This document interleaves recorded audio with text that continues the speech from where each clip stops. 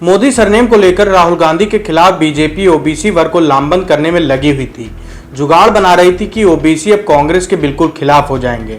कहा जा रहा था कि राहुल ने मोदी सरनेम के साथ ओबीसी का अपमान कर दिया है, लिहाजा राहुल को माफी मांगनी चाहिए।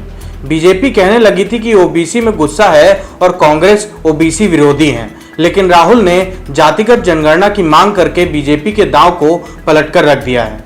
कर्नाटक के नतीजों ने बता दिया है कि ओबीसी खफा नहीं है बल्कि कांग्रेस के साथ है। राहुल की बात पर वो हामी भर रहे हैं। ऐसे में बीजेपी के लिए मुश्किल अब यहां से खड़ी हो गई है। 2019 में कर्नाटक के जिस कोलार में भाषण देने की वजह से सदस्यता गई, उसी कोलार से राहुल गांधी ने 2024 को लेकर एक बड़ा लकीर खींचकर रख दी है।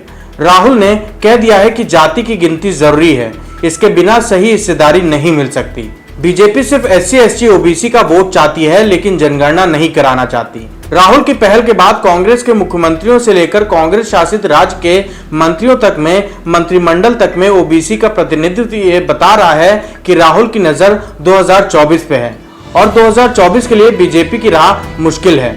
नमस्कार, मैं अभयराज आपका हुनरबाज पत्रकार में स्वागत करता हूं। ओबीसी राजनीति की धुरी बनी बीजेपी के खिलाफ राहुल गांधी और कांग्रेस को बड़ा हथियार मिल चुका है। तभी तो राहुल ने सीधे तौर पर पूछा था पीएम मोदी से कि भारत में मात्र 7% दलित आदिवासी या ओबीसी हैं। क्या भारत में इस वर्ग की आबादी बस 7% है? अगर हमें देश में सबको भागीदारी देनी है, सबका साथ, सबका विकास, सबका विश्वास हासिल करना है, तो किस जाति की कितनी आबादी है यह पता लगाना जरूरी होगा। प्रधानमंत्री जाति जनगणना के आंकड़े सार्वजनिक क्यों नहीं कर रहे हैं? ये सवाल राहुल गांधी ने पूछे। राहुल के सवाल बीजेपी को चुभ रहे थे और चुभते हुए लग रहे थे। बीजेपी को पता है कि राहुल के सवालों को वो नकार नहीं सकती है। सीधे तौर पर इन सवालों को नकारने का मतलब होगा कि राहुल और मजबूत हो जाएंगे और ओबीसी भी बीजेपी से छिटक जाएगी। तो वहीं बीजेपी राहुल के कहे को मान भी नहीं सकती है, क्योंकि बीजेपी का आंकड़ा वोट बैंक टूट जाएगा। यानी दोनों हालात में बीजेपी को नुकसान होगा और कांग्रेस को बढ़त मिल जाएगी। राहुल गांधी मजबूत हो जाएंगे। राहुल गांधी ने ओबीसी को लेकर जो कहा है उसे पार्टी के साथ साथ संगठन और जिन प्रदेशों में कांग्रेस की सरकार है वहां अपनाया। मौजूदा हालात में देखें तो 4 में 3 ओबीसी मतलब 75%। जी हां, कांग्रेस के 4 मुख्यमंत्रियों में से अब 3 ओबीसी मुख्यमंत्री हैं, यानी कि कांग्रेस के 3 मुख्यमंत्री ओबीसी वर्ग से आते हैं, यानी 75% कांग्रेस के मुख्यमंत्री ओबीसी हैं।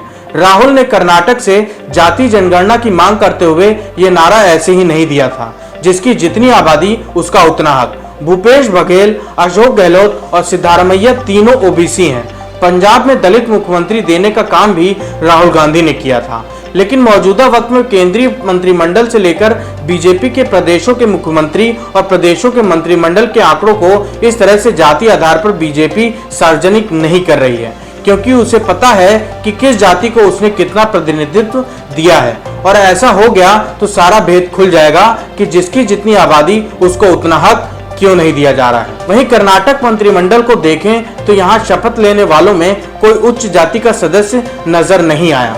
3 SC और 3 ओबीसी कैबिनेट में शामिल हुए, यानी कांग्रेस ने तय कर लिया है कि जो राहुल गांधी ने कहा है उस पर अमल होगा। ऐसे में सवाल इस बात का भी है कि जिस तरह से राहुल अपने कहे को अमल में ला रहे हैं, क्या उसी तरह से ओबीसी वर्ग कांग्रेस के लिए 2024 में वोट करेगा?